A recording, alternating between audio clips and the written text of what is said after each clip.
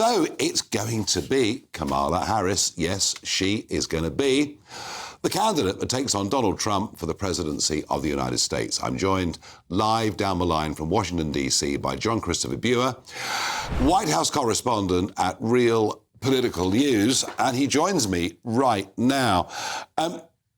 Jon-Christopher, I wonder, is Joe Biden actually going to stay as president all the way through until the inauguration next January? Or would it be fairer on the American people for Kamala Harris to take that position now so the voters can see her in action? Well, we're seeing her in action now, Nigel. First of all, I've had this date with you pending for a long time, and I'm so glad I was invited to be on with you. You're as charming as can be, and I'm happy to be with you. If I saw her, I'm going to be honest with you. I've known Joe Biden for 30 years. I've known Kamala Harris for just a few years. And I have to say, we had lots of different feelings about her, very capable. She was the Attorney General in California. She was a great prosecutor, and I pity Trump because he's the felon, and she's going to stick it to him. But the thing that's really amazing is yesterday she made a speech from Milwaukee, Wisconsin. And I'm a speech coach. I've trained people to make speeches, political, non-political candidates, people you would know, and I can't tell you who they were. And I was just amazed by her excitement, her ability to get to the topic and break it down. She knew who her audience was. She was connected. She was strong and powerful. And people complained about, well, she's too smiley. She was a powerhouse. And I have to tell you, I was wowed by her. And I think if you saw that, I think your mind would change. She's not anything but a powerhouse. And remember, she was a vice president. She had to fulfill the goals and the legislation of the president. Well, yes. But now she's on her own, and she is going to just be a killer. Well, she was the vice president. You're quite right. And Joe Biden gave her specific responsibility for the border. Millions have come since the last election. And she wouldn't even visit the place. I mean, that doesn't suggest to me as strong a record as perhaps you're suggesting.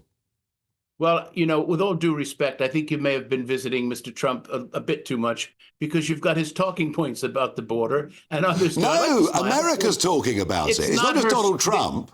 She is not the border czar, as they like to call her. She was assigned to work on those issues and bring that legislation to Congress. And it was the rule from your friend and I've known for 60 years. I grew up a mile away from him in Jamaica, Queens, New York. And he said to his boys, who I call his acolytes or his disciples, don't give Joe Biden a break on this border issue. I want to win. And that's what they did in line. They drank the Kool-Aid, and it's not her fault. But she went down and she did visit some countries, and she put the best foot forward on that. And they'll continue. And we do have to get Congress to make sure that we have real strong border regulations. You've got your own issues, I know, and it's tough everywhere. Well, yeah, we've got our own issues. Tens of thousands of people coming illegally, maybe 50,000 this year, something like that we know of. But in the case of America, we're talking about millions. So it is a very different quantum, isn't it? Well, yes, but, we have a regulations and we have rules and we have to increase those and we have to get real strong legislation. But we need, as you said, we need to work together. And both sides of the aisle need to work together for the people who are the immigrants and for people who are being taken advantage of by those who come over. It's not an easy subject, and we have to really pull it together. Maybe she'll show that kind of compassion and she'll show that kind of strength because she's going to be somebody to be reckoned with. And I tell you, okay, I was so impressed. No, very interesting. And final thought: who's going to win on November the 5th? Oh, no, she'll win. The fact there's so much energy now, and you can see the polls, and the youth are behind her. Even Nikki Haley's voters are supporting her. She is showing real new, as JFK said, a torch has been passed to a new generation of Americans born in this century. Well, they're not born in this century, but this is who America is dying for. Joe Biden, Well, I know, a wonderful man, an honorable man, but they want a new generation, and they've got it with her. And my God, imagine a woman president. You know, you had Lady Thatcher. We've had three female prime ministers. I know. Jon-Christopher Bua, thank you very much indeed for your thoughts on that.